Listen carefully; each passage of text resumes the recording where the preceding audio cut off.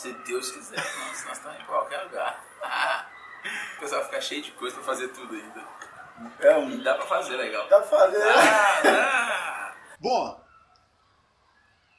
estamos de novo com o candidato agora Damon. E pra gente é um prazer ter você aqui, Damon. Muito obrigado. Eu que agradeço, Olímpio. Disponibilizar esse tempo que tá nessa caminhada, nessa jornada aí, dia a dia. E eu sei que tirar um tempinho é difícil, mas a Latrupe agradece mesmo você disponibilizar esse tempo pra gente.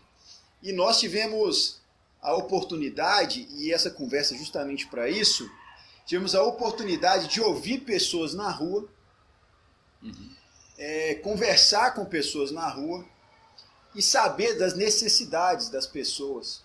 Ouvimos reclamações, queixas, elogios, e hoje a ideia é o quê? Trazer para o senhor uma compilação do que a gente ouviu, que a gente buscou, em 4 perguntas que resumem muito, mais ou menos o que o município tem como necessidade, tá? E a primeira pergunta já é uma pergunta para causar uma polêmica, é o que está em evidência hoje em cenário nacional, que é como fazer uma nova política. A gente tem a consciência de que existe total dependência entre poderes. Câmara, governo do Estado, governo federal. Esses poderes, esses âmbitos de política, por vezes já viciados com sistemas antigos e por vezes corruptos também. Então como que a gente vai fazer uma nova política, Damon? Tendo a necessidade de se relacionar com esses modelos já antigos e viciados. Como que para o senhor é fazer uma nova política dentro desse cenário? Olha, Olímpio, eu tenho participado de muitas discussões e tenho sempre dito que a prática política nesse país está diretamente relacionada à nossa cultura. Então, para que a gente pratique uma nova política, é necessário que que a gente promova mudança de comportamento, mudança em nós mesmos. Quando eu entrei na política, eu entrei pela primeira vez como candidato em 2004, a convite do Jadir, que é presidente do meu partido, e já começou ali um processo complicado, porque naquele momento eu não entrava no meu primeiro partido, mas o segundo partido. O primeiro partido que eu estive, quando chegou no momento da primeira política, e eu estava ali só como componente do partido, eles vieram discutir e falaram que iriam com quem desse mais. Bom, eu não vou com quem me dar mais. Eu vou com quem tiver identidade com os meus princípios, com os meus ideais. Então, sendo assim, eu vi que aquele partido ele não tinha muito fundamento. Apesar de ser um partido socialista e eu entender que o socialismo é o melhor sistema de governo para a nossa sociedade, falo sempre que o comunismo ele nunca vai existir porque é incompatível com a natureza humana e o capitalismo é muito selvagem, ele acaba trazendo muito prejuízo para a maioria dos cidadãos. Então, aquele sistema onde permite as pessoas terem as suas conquistas, onde permite as pessoas terem a sua dignidade, eu acho que esse é o melhor sistema. Digo até que, para mim, não existe direita nem esquerda. Existe aquele gestor que quer governar para a maioria e aquele que quer governar para uma pequena minoria, para uma elite, e o resto ele manipula, que é essa velha política praticada. Então, eu afastei desse partido e fui convidado pelo Jadir para ir para um outro partido para fazer algo diferente. Acho que nem ele acreditava que a coisa seria tão diferente. Então nós disputamos uma eleição em 2004, 2008 e 2012, já com esse propósito de fazer uma nova política, de fazer algo diferente. Bom, vencemos a eleição em 2012 e eu entendi que todas as pessoas que estavam junto comigo iriam corroborar, iriam se identificar com aquilo que nós pregamos nas ruas, no dia a dia, ou seja, cumprir o nosso discurso, o compromisso assumido. E hoje, com 2 anos e completando o 9º mês, aliás, 3 anos e completando o 9º mês do 4º ano, eu já aprendi muito. Eu hoje tenho uma condição de pensamento, de entendimento, muito maior do que quando eu entrei. Muitas pessoas não estão mais comigo dentro do governo porque não tinha alinhamento com aquilo que nós discussamos e nem tinha alinhamento com aquilo que é a política para a coletividade. Então eu entendo política como, em primeiro lugar, ela vai desenvolver processos para a grande coletividade. Então a política é a única ferramenta que nós temos para promover transformações sociais. E, em primeiro lugar, ações para a grande coletividade. E aí, a partir do momento que a gente desenvolve essas grandes ações, a gente vai descendo de patamar, mas sempre mantendo processos para coletividades maiores em primeiro momento e depois coletividades menores, podendo um dia chegar a atender o individual, mas nunca esquecendo de voltar isso para a coletividade. Também posso dizer para você hoje que a política no Brasil ela tomou uma dimensão muito grande no tocante às trocas que acontecem entre os poderes. E eu acho que essas trocas elas tomaram uma dimensão tal que elas estão inviabilizando a gestão pública. E nós temos que corrigir isso. É da natureza humana a gente sempre ter assim, uma preocupação maior com quem está mais próximo da gente. Mas na política, eles intensificaram tanto as trocas que eles tornaram a gestão pública, trouxeram para a gestão pública, de uma certa forma, muita falta de capacitação, muita ingerência, uma falta de sustentabilidade dentro do cenário público, que a população está sofrendo muito com esse processo. Tá? Então, para mim, essa nova forma de fazer política é reduzir essas trocas, voltar a atenção para a coletividade, é a gente focar mais no bem comum, né? E para isso é preciso ter muita coragem e é preciso mexer em vespeiros, é preciso batalhar contra uma parte da elite, né? Que, de uma certa forma, não quer a política para o todo, não quer a política para o bem comum. É importante a gente ter coragem para mudar algumas realidades. Por exemplo, no nosso país sempre dizem que os políticos não querem investir em educação. Por que não investir em educação? Para deixar a população ignorante e servir de massa de manobra? Os políticos que se prezam, eles têm que fazer dentro da nova política um investimento alto em educação, para que a população possa realmente ter a percepção crítica das coisas, que a população possa ter consciência e aí sim praticar o voto da forma mais racional possível. Tá? Então, e vou dizer para você mais ainda, Olímpio, aqui de fora do cenário político, vocês têm uma noção da gravidade dos problemas políticos do Brasil. Né? Se vocês estiverem dentro dos bastidores, vocês vão ver que o lamaçal é pior. É uma lama, infelizmente. As pessoas não querem trabalhar para a cidade, para o estado, para o país. Na verdade, as pessoas têm mais interesse, na sua maioria, as pessoas que estão diretamente envolvidas, elas têm mais interesse, na maioria, com os benefícios próprios. E a gente tem que parar com isso. E por isso, hoje, talvez, na cidade, eu tenha tantas pessoas como adversárias e tantas pessoas falando mal, que estiveram junto comigo, que falam mal. Por quê? Porque eu não deixei essas pessoas virem para as tetas do poder público. Porque se eu deixasse, eu ficava com uma condição de gestão inviável. E eu preciso ter condição de gerir uma cidade. A gente fala de gestão pública hoje, e uma outra coisa que ficou evidente no nosso bate-papo na rua é a questão de como a cidade era e como a cidade é hoje em relação ao emprego. Como que a gente vai fomentar a economia para que a gente tenha emprego na cidade? A gente ir na contramão do que o mundo, do que o Estado está apresentando, né, do que o país apresenta hoje em relação ao desemprego. Como é que a gente vai fazer diferente aqui na cidade para a gente conseguir fomentar a economia, para trazer de novo o emprego para a cidade? Na realidade, não tem como eu falar de como eu vou gerar emprego sem retornar ao passado, sem fazer uma retrospectiva histórica de como nós recebemos a cidade. Nós recebemos uma cidade com muitas mazelas, com muitas áreas desestruturadas. Então, a nossa gestão, ela segue investindo em muitas obras de pouca visibilidade, ou até mesmo fazendo a opção que nós fizemos por não investir em propaganda. Porque é sabido que nos governos anteriores ao nosso, gastava-se vultuosas quantias com propaganda, muito disso para manipular a opinião pública e muito disso para promover a corrupção também. Então nós tomamos a decisão de não investir em propaganda, apesar de propaganda ser a alma do negócio. Mas nós recebemos uma cidade, Itabira, que tem um dos 10 maiores PIBs do estado. PIB é Produto Interno Bruto, para que as pessoas que assistam possam entender, né?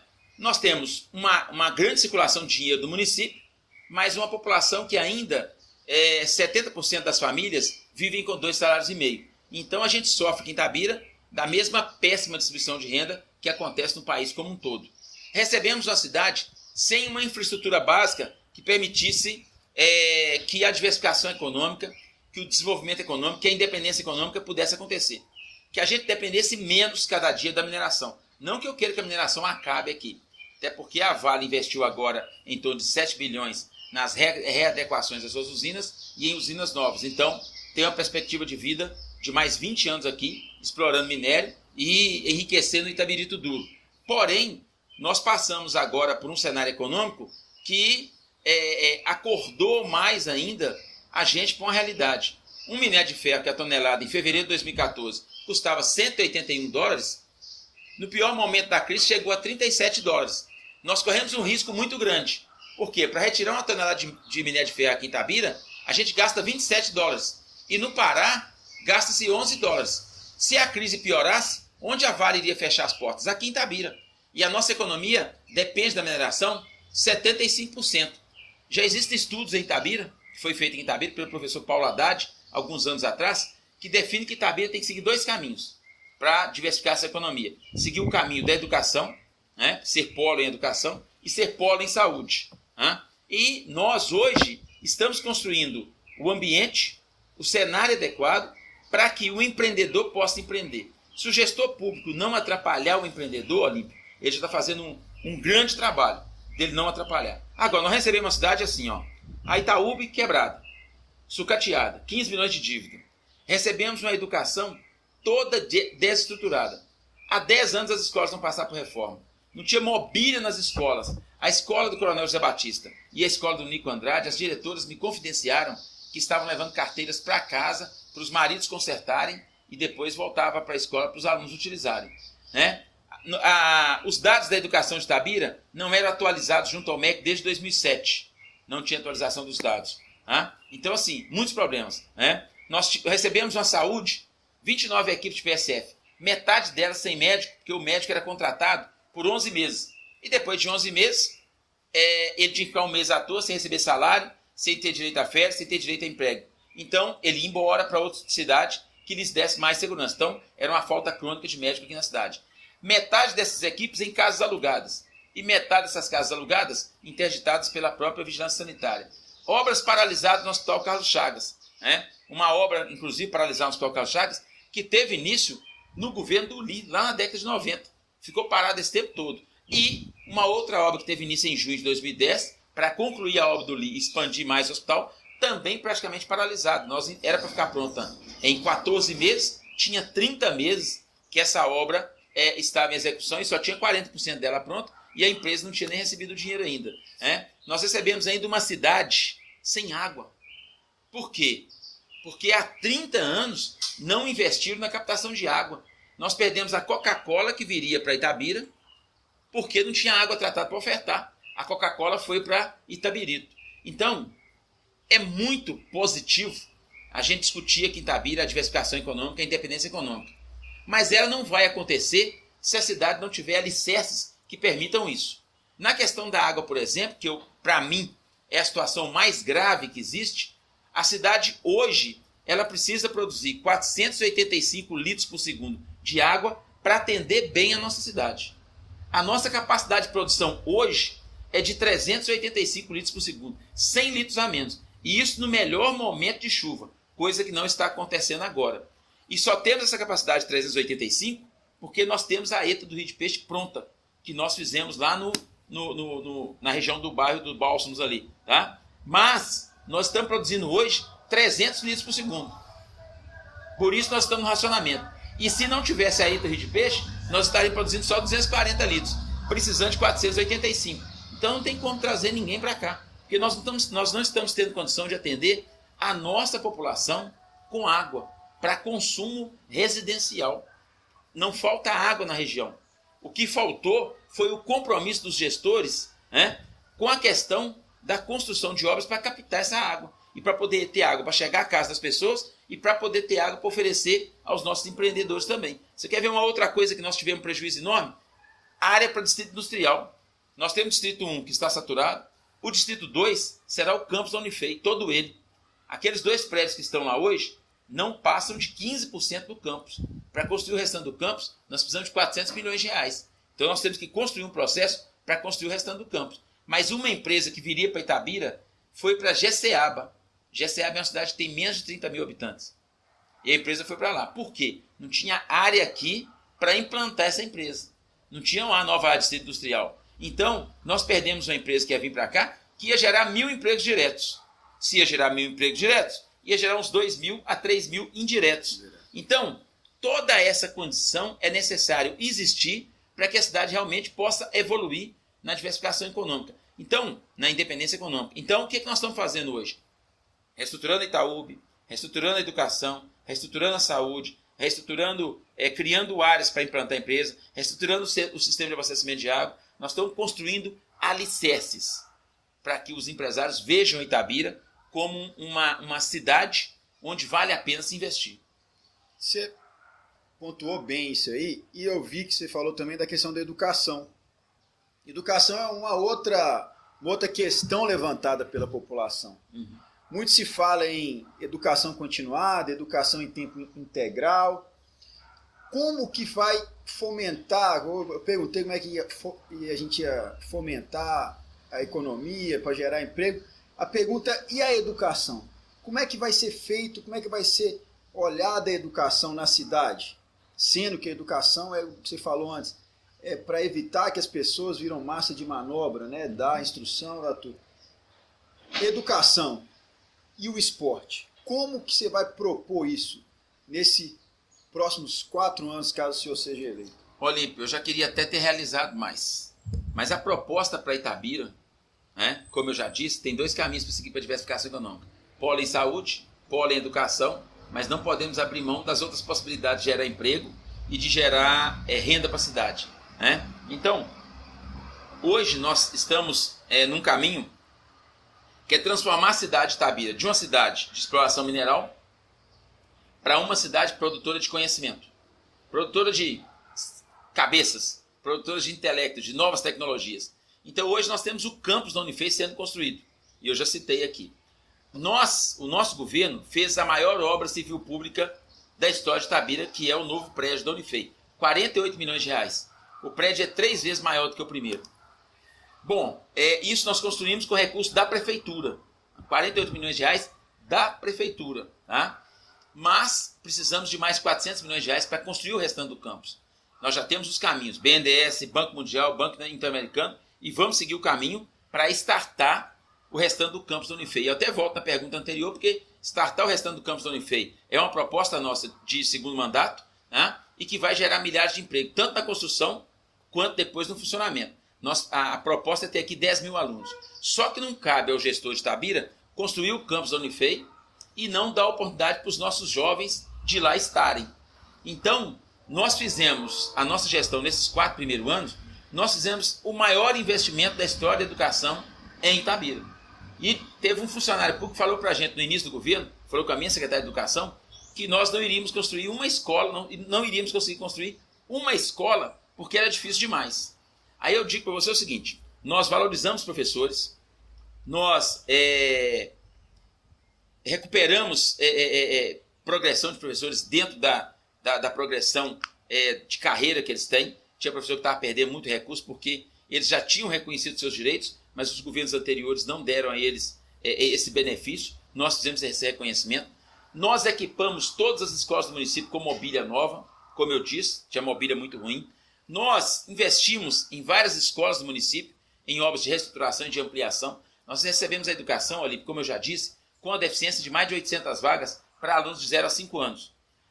Desde 2007, os dados junto ao MEC não eram atualizados. A atualização desses dados e a primarização de algumas creches, ou seja, a prefeitura assumiu a gestão de algumas creches, nos permitiu aumentar os recursos provenientes do MEC para Itabira através do Fundeb. Tá?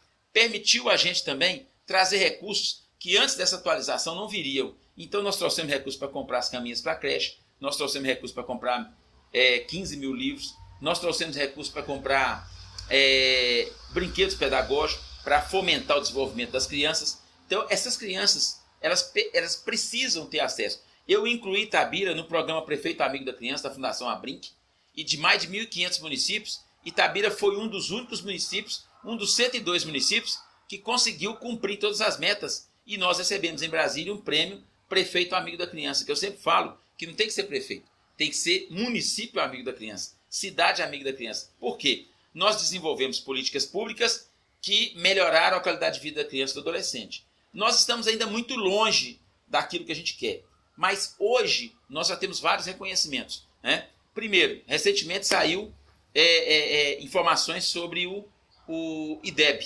Nós estamos cumprindo a meta no primeiro nível educacional aí, até 5 anos, de 2019. Nós estamos em 2016. Estamos cumprindo a meta de 2019. Hoje, nas escolas, nós temos, na faixa etária de 0 a 3 anos, nós estamos cumprindo a meta que era para ser cumprida em 2022. As cidades brasileiras tinham como meta, em 2022, ter 50% das crianças nas escolas. Nós temos hoje 65%, nós estamos cumprindo a meta com folga em 2016. Concluindo as obras que estão acontecendo na cidade, o ano que vem nós teremos de 80% a 85% dessas crianças na escola. Tá? Então, a gente investe em toda a reestruturação da educação. Nós fizemos obras na Escola Marina Bragança de quase R$1 milhão, reforma e estruturação. Nós fizemos obra na Escola Professor Prefeito Vigílio Gazeiro, no Jardim das Oliveiras, de quase R$1 milhão. Obras na Escola da Conceição, de 787 mil, uma parceria com a Vale, 560 mil da Prefeitura, 227 mil da Vale. Fizemos obra na Escola Antônio Moreira, de quase R$1 milhão de ampliação e reforma, trocamos o telhado. Obras na Escola da Pedreira também, de mais de 500 mil, uma parceria com a Vale nessa Escola da Pedreira. Obra na Escola Professor Alfredo Sampaio, lá no Campo Gordura. Até porque, na Escola Professor Alfredo Sampaio, na localidade rural, porque nós temos um princípio que todo cidadão dentro do município de Itabira, ele tem que ser tratado de forma igual. Eu escutei um depoimento da diretora da Escola do Sapé outro dia, que me comoveu muito e que me animou muito por continuar o trabalho. Porque ela disse que hoje, todas as escolas, seja da área urbana ou seja da área rural, são tratadas de forma igual. Porque antigamente, eles não recebiam mobília nova. Eles recebiam a mobília que tinha sido deixada de usar nas escolas urbanas. Aí comprava a mobília nova para a escola urbana, as velhas eram encaminhadas para as escolas da localidade rural. Nós não funcionamos desse jeito. Para nós, todo cidadão itabirano, todo cidadão que reside dentro do município de Itabira, é cidadão que merece atenção de forma igual, né, nessas áreas todas. Então, a proposta nossa é seguir cumprindo essas metas, é seguir trazendo qualidade para a educação, até porque eu disse já há muito tempo atrás que é o seguinte: qual que é a melhor escola da cidade? É a Majolage? É a Eleonora? Ela tem que melhorar e as outras escolas todas têm que melhorar tal qual aquela escola. Então a gente busca a excelência na educação e vamos seguir nesse sentido de buscar excelência, fazendo jus àquilo que a sociedade precisa. Antes da família e de Deus, nós precisamos da educação de qualidade para a gente gerar harmonia, para a gente formar verdadeiros cidadãos. E aí a gente trabalha com aquela questão do ano vintenário, né? Que a gente vem discutindo o processo de tempo para você formar o verdadeiro cidadão para ele estar em sociedade. Então você começa a cuidar desde a gestação, bem dessa mãe, fazendo todo o pré-natal, todo o acompanhamento. A criança nasce bem, vai viver bem, vai ter alimentação boa, para que com 20 anos a gente tenha um cidadão que realmente tenha valores, respeite seu próximo, trate o seu próximo como ele gostaria de ser tratado, né? E cumpra os deveres de cidadão frente à sociedade. E detalhe, quando a gente fala disso tudo, um dos índices que são avaliados para definir se a cidade é uma cidade boa de se investir ou não, é justamente o percentual de pessoas com curso superior. Isso é uma reportagem que saiu na revista Exame e que nós temos ela como base para a gente seguir investindo. Excelente. Você falou pré-natal, de criança, tem que cuidar desde quando nasce. O hospital. Gerou-se uma polêmica absurda quanto à mudança da gestão do hospital. Mas a ideia nossa não é falar dessa gestão agora, é falar de como que a gente vai cuidar da saúde pública. Visto que por anos sucateou-se a saúde pública para benefício das grandes empresas de saúde privada, os planos de saúde, e isso em âmbito nacional. Uhum. Como que a gente vai cuidar da saúde no município?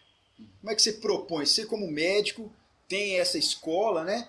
Como é que você vê a saúde? Como é que você vai valorizar esse médico que estava no PSF, que muitas vezes prefere uma clínica do que ficar no PSF? Como é que você vai mudar esse cenário dentro da cidade? Na realidade, nós já mudamos, né? Nós já mudamos. Com a proposta da gente trazer a qualidade de vida de Itabira, nós já temos um IDH alto, 0,78, mas nós queremos um IDH muito alto, acima de 8, de 0,8, tá? Varia de 0 a 1. Nós já mudamos, tá? Hoje já a saúde em Itabira já tem uma outra realidade, uma realidade de qualidade. Aliás, eu sou capaz de falar para você aqui que não tem nenhum serviço público na cidade que não tenha melhorado. Todos os serviços públicos melhoraram com a nossa gestão. Ninguém me prova ao contrário isso, tá? E a saúde não é diferente. Mas nós recebemos um processo muito sucateado, com falta de médico, com falta de medicamento, com os hospitais com obras paradas, como eu já disse aqui, né? Então, se a proposta nossa é trazer a qualidade de vida da cidade para aquilo que é o PIB da cidade, então nós queremos uma das 10 melhores qualidades de saúde do estado de Minas Gerais. E nós temos um reconhecimento do primeiro ano de governo, que foi o índice Firjan, o índice da Federação das Indústrias do Rio de Janeiro. Já depois do primeiro ano de governo nosso, o Firjan avaliou a nossa cidade, a nossa gestão no primeiro ano, como tendo melhorado saúde e educação 21 posições. Nós estávamos na posição 46 em saúde e educação. No final de 2013, início de 2014, o Firjan reconheceu que nós estávamos na posição 25. Ou seja, com os trabalhos do primeiro ano de governo, nós já melhoramos a saúde e a educação em 21 posições. Mas a gente segue na reestruturação. A proposta é reestruturar, né? Até porque Itabira tem que ser polo em saúde. Então nós precisamos ter leitos hospitalares. Um dos índices que são avaliados para definir se a cidade é boa para se investir é número de leitos hospitalar por 1.000 habitantes. Tá? Então, nessa reportagem da Exame, eles falam que as melhores cidades para se investir têm mais de 3 leitos hospitalares por 1.000 habitantes. Né? O Brasil tem 2,4 leitos hospitalares por 1.000 habitantes. Itabira, quando nós entramos no governo, estava abaixo de 2 leitos hospitalares por 1.000 habitantes. Então, esse índice também Itabira não atendia para ser uma cidade que esteja na ótica do empreendedor. Então, o que nós fizemos? Nós seguimos buscando o cumprimento desse índice. Hoje, Olímpio, nós já estamos acima do nível Brasil. Nós estamos entre 2,4 e 3. E a gente deve melhorar mais ainda com a conclusão de obras no Hospital Nacional das Dores, que vai abrir novos leitos, e também com o terceiro hospital na cidade, que é o Hospital Privado da Unimed, que com certeza vai acontecer, tamanha a pressão que nós fizemos dentro do sistema de saúde da cidade, com essa confusão toda que você já falou que nós provocamos aqui na cidade. Então, nós recebemos o Hospital Carlos Chagas, que é uma estrutura pública que foi permutada com a Vale, não foi doada para a cidade, foi permutada com áreas da Camarinha. Tá? Essa estrutura pública tinha que ser gerida por uma entidade ou pela prefeitura. Se pela prefeitura, seria a prefeitura, com a burocracia que a gestão pública tem.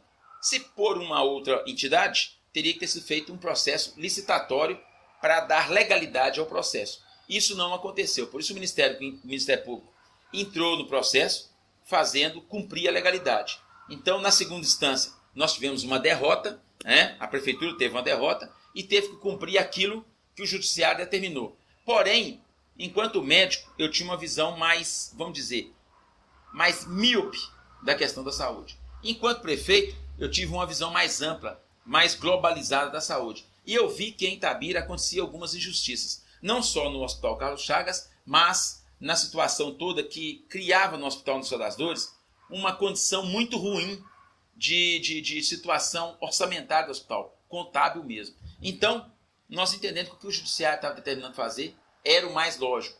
Transformar aquele hospital em 100% público, que foi o que nós fizemos. Transformamos ele em 100% público. Com a conclusão das obras, o hospital saiu de 81 leitos para 150 leitos. Tá?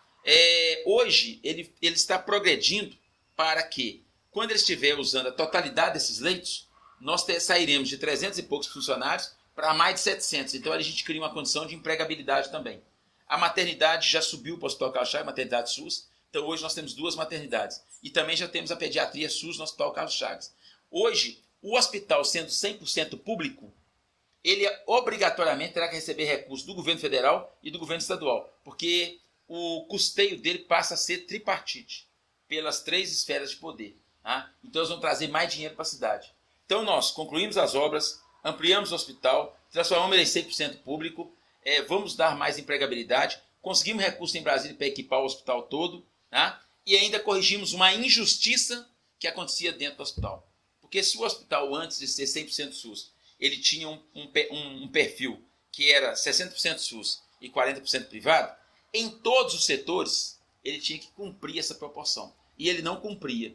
No ambulatório, de cada 10 procedimentos, 6 deveria ser SUS e 4 plano de saúde. Não acontecia. No PA, também, de cada 10 atendimentos, 6 deveria ser SUS e 4 atendimento particular. Não acontecia. No bloco cirúrgico, da mesma forma. O lugar que mais perto chegava disso era nas internações. Mas existia uma resistência a receber alguns tipos de paciente do pronto-socorro. Com essa transformação toda, nós corrigimos isso tudo. E hoje a população, de uma maneira geral, rico, pobre, preto, branco, qualquer segmento religioso, qualquer opção sexual, tem direito a ser atendido lá no hospital. Tá? E com isso, nós facilitamos a saída dos pacientes do pronto-socorro para aquela casa de saúde, dando uma condição de celeridade, de resolutividade maior para o pronto-socorro. E aí uma outra situação, nós adequamos uma situação de sofrimento para o Hospital Nossa Senhora das Dores, porque o Hospital Nossa Senhora das Dores está ficando sobrecarregado com o SUS, que é deficitário na condição que ele está no Nossa Senhora das Dores, porque o Nossa Senhora das Dores tem que cumprir uma filantropia, então ele não recebe verba obrigatória do governo do Estado e do governo federal, só que ele tem que atender até 60% SUS, ele estava atendendo 80%. Então, com a transformação do Hospital Carlos Chagas, os 20% excedentes vão passar para o Hospital Carlos Chagas. E esse espaço na Nossa Senhora das Dores vai ser ocupado pelo plano de saúde e pelo particular, provocando um equilíbrio nas finanças do Hospital Nossa Senhora das Dores. Você entendeu a mudança toda? E de tabela é o que eu disse. Fizemos pressão nos planos de saúde, então hoje o PAS, a MS, tem uma estrutura na Avenida João Pinheiro para atender os seus conveniados também, e nós temos a Unimed também hoje investindo no terceiro hospital na cidade, o que vai permitir a gente transformar a cidade em polo de saúde e caminhar. Né? Mas saúde não é só isso. Saúde é a questão básica também. Mas nós reformamos o CAPS, nós reformamos a Policlínica e nós criamos o CAPS AD para atendimento daquela pessoa que tem problema com álcool e droga. Já estava definido desde 2009 que deveria existir, ninguém criou, nós cumprimos a legislação e criamos o CAPS AD. Agora, do ponto de vista de estrutura básica, nós resolvemos o problema da falta do médico com concurso, fizemos concurso, hoje nós estamos indo para 32 equipes já, eram 29 também para 32, nós temos médico em todas as equipes, salvo alguns problemas pontuais, tem médico em todas as equipes, 50% dos nossos médicos são especialistas em medicina e saúde da família, então, tendo salário, condição de trabalho, eles fincam raízes aqui e o problema de saúde básica está bem resolvido, tá? E também fizemos uma grande quantidade de obras na área nas unidades básicas de saúde. Nós temos 4 unidades básicas novas, uma em frente à Justiça do Trabalho, outra onde era a favela Marajó. Nós temos uma unidade básica de saúde nova, finalizando obra lá no bairro Betânia, do lado da Igreja Católica, e uma outra unidade básica de saúde nova, finalizando obra lá no Nova Vista. Nós ainda fizemos ampliação e reforma da unidade básica de saúde do bairro Eldorado, dobrou de tamanho.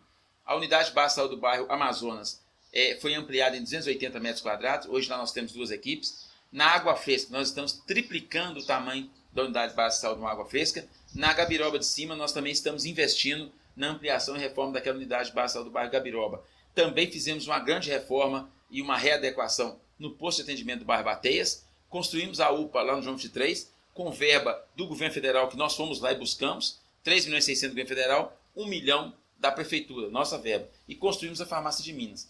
Isso tudo culminou num aumento de investimento na saúde básica também.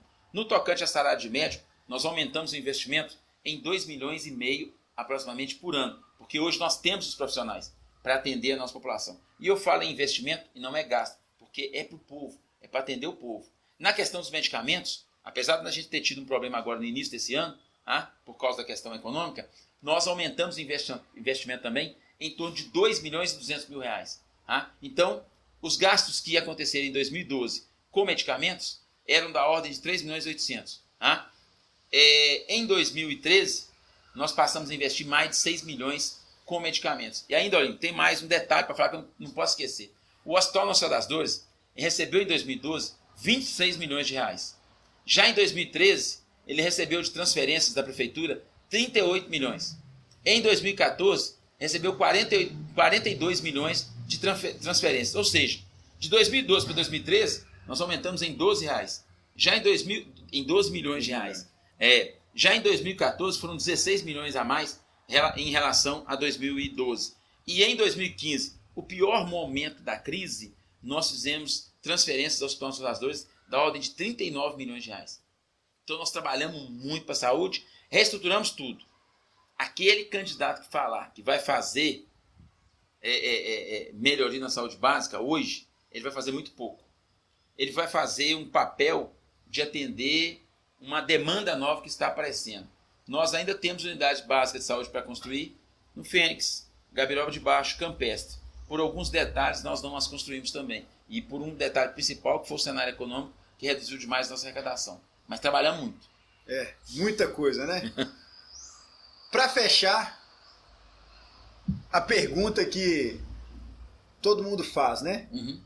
Por que você é o cara da eleição? Por que você é o melhor candidato para Itabira? Na sua opinião, por que você tem que continuar sendo prefeito da cidade? Olha, Olímpio, eu não falo que eu sou o cara, né? E nem que sou eu que tenho que continuar. Eu acho que o cidadão tem um livre-arbítrio e eu até parabenizo vocês por estarem fazendo esse trabalho, porque Obrigado. Vocês permitem aqui um processo de conscientização, um processo de formação de opinião crítica, porque o voto é muito importante. Nós vamos escolher uma pessoa que vai dirigir a cidade por mais 4 anos. E nós não temos que ficar por aí fazendo essa política medíocre, essa política baixa, de ficar criticando uns aos outros. Na verdade, nós temos que trazer propostas. Hoje nós temos, do nosso plano de governo, 70% dele está acontecendo. Mesmo que a gente tenha recebido a cidade com mazelas que a gente teve que construí-las antes da gente evoluir. Tá? A gente deseja continuar porque nós temos o resto do ano para finalizar as nossas obras e muitas acabam até o final de dezembro, porque o governo é de 4 anos, não é de 3 anos e 8 meses, não é de 3 anos e 9, é de 4. Então, o trabalho é até 31 de dezembro desse ano. Tá? Nós temos hoje uma visão muito tranquila do caminho que a cidade tem que seguir, que é concluindo esses alicerces, que falta pouco. A gente até brinca de vez em quando e fala assim, não, depois da nossa gestão é colocar cereja no bolo. Tá? Mas porque nós temos um entendimento hoje que nós temos a nova área para distrito também, onde nós temos que construir o distrito e permitir que empresas se instalem ali. Nós temos as políticas públicas para resolver todo o problema da água de Itabira para os próximos 50 anos, se não para toda a vida, porque até nessa questão da água, nós temos ainda o projeto Preservar para Não Secar, que é o cercamento nascentes, preservação de matas, recuperação de matas, e temos ainda hoje uma obra para um novo viveiro para a produção de mudas para reflorestar a Serra dos Pinhaços, lá no posto agropecuário, próximo da integração na região de Candidópolis. Então nós fizemos toda a política para resolver o problema da água na cidade. Nós temos também o caminho para a gente, e eu venho falando disso há muito tempo, para a gente startar o processo de construção do restante do campus da Unifei. Então nós temos todo o conhecimento e a gente pode construir isso.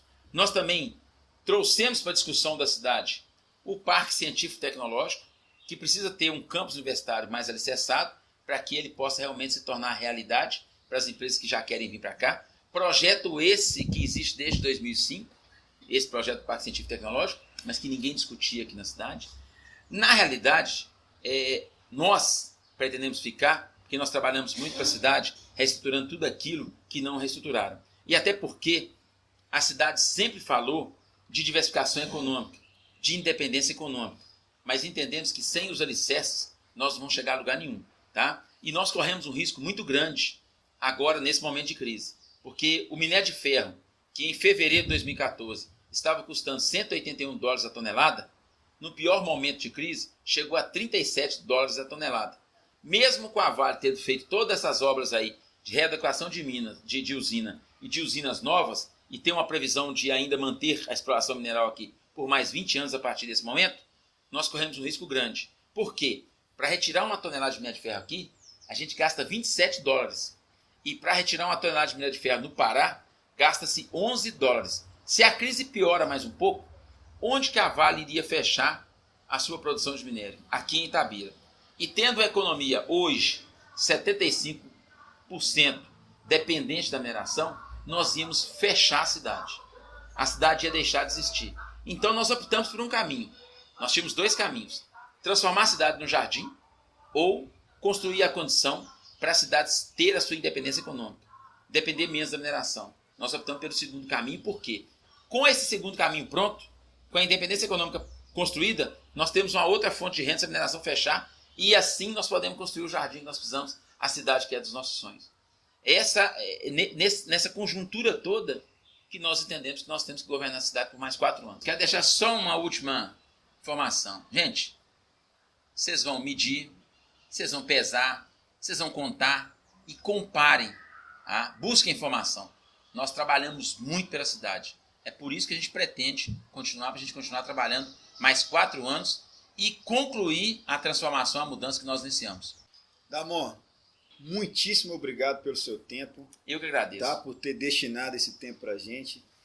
E a Latrupe fala mais uma vez, voto tem que ser consciente.